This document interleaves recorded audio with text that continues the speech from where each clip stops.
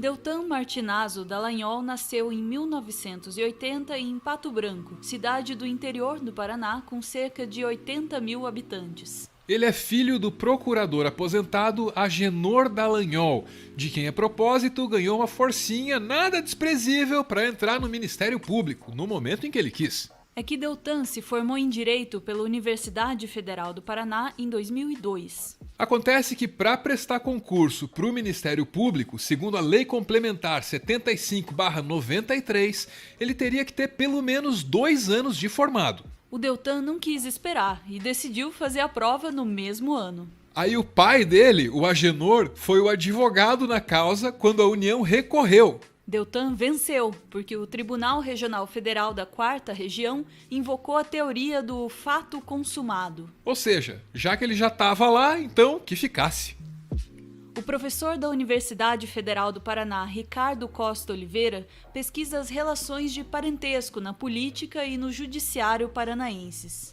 O Ricardo Costa bem sabe, por aqui os poderosos são todos aparentados. O professor Ricardo deu uma entrevista à agência pública em maio de 2018. Ele disse: Em primeiro lugar, quando a gente pensa na magistratura brasileira e do Paraná, sempre se deve entendê-la como unidades de parentesco. São famílias, ao mesmo tempo jurídicas e políticas, uma unidade que sempre opera em rede.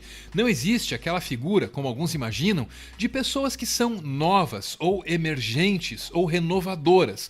Os resultados mostram que são todos herdeiros de uma velha elite estatal.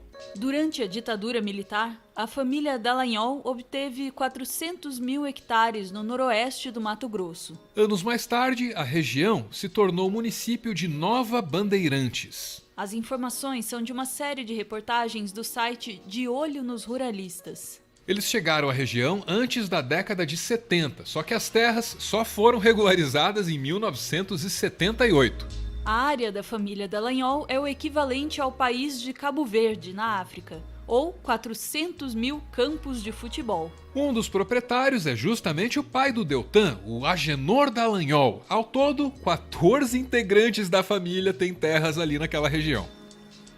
Superadas as dificuldades, Nova Bandeirantes se orgulha de chegar aos 35 anos. A cidade, que na década de 90 foi considerada a capital do café, ainda hoje mantém parte da lavoura, investe na pecuária de corte, na agricultura familiar e na extração sustentável de madeira.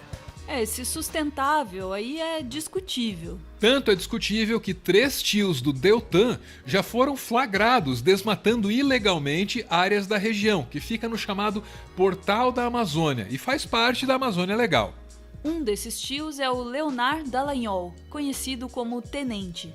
O tenente foi acusado de invadir e lotear irregularmente terras em parceria com 2 personagens de apelidos curiosos, o Pedro Doido e o Nego Polaco. Outro tio do procurador, Xavier Dallagnol, foi flagrado em escutas telefônicas durante uma operação da Polícia Federal. Esse outro tio é advogado, ele defende acusados de fraudes e grilagens no Mato Grosso.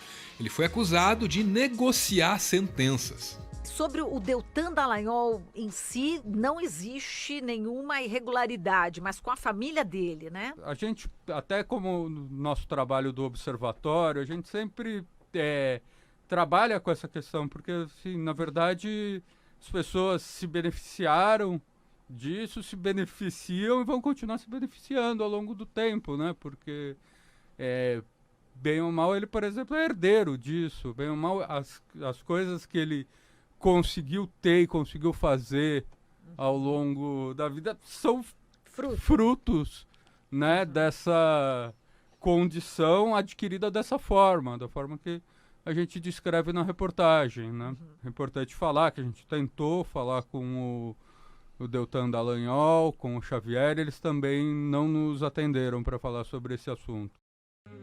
Deltan Dallagnol é membro da Igreja Batista do bairro Bacaxeri, em Curitiba. Deltan também é doutor em Direito pela Universidade de Harvard, nos Estados Unidos. E também é adepto de esportes radicais.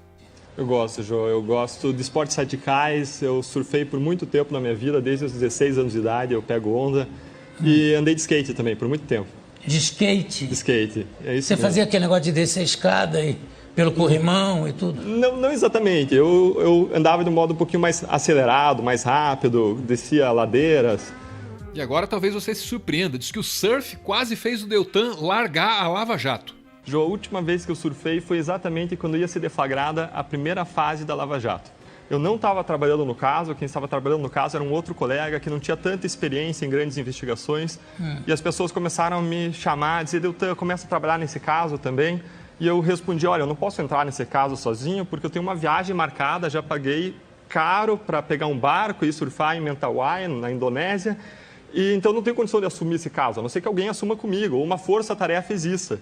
E essa foi uma das razões da criação da força-tarefa. Foi um grupo de pessoas que foi criado para trabalhar em conjunto no caso. Para você poder ir surfar lá. A atuação em grandes casos a que ele se refere tem a ver com o escândalo do Banestado, um banco público do Paraná. Por meio desse banco público, que não existe mais, foram enviados ilegalmente dezenas de bilhões de reais para fora do país. Deltan participou das investigações no início dos anos 2000. Foi nessa época também que ele se aproximou do ex-juiz Sérgio Moro. Para o cientista social Luiz Werneck Viana, Deltan é o arquétipo da nova geração dos profissionais de direito no Brasil. Ele falou sobre isso em uma entrevista para o jornal O Estado de São Paulo. Em muitos profissionais, Werneck Viana identificou traços comuns, como o fato de completarem os estudos em universidades americanas, vínculos com a religião e idades em torno de 40 anos. Há um grupo de pessoas formadas no campo do direito que escolheu a carreira pública e tenta assumir um protagonismo em mudanças no país. Há um movimento em que está presente a mística da salvação, da missão de salvação. Há alguma coisa de revolução dos santos, como a que ocorreu com o advento do protestantismo, nesses juízes e promotores, disse o pesquisador. Um exemplo disso aconteceu em abril de 2018, quando Deltan anunciou no Twitter que faria um jejum pela prisão do ex-presidente Lula.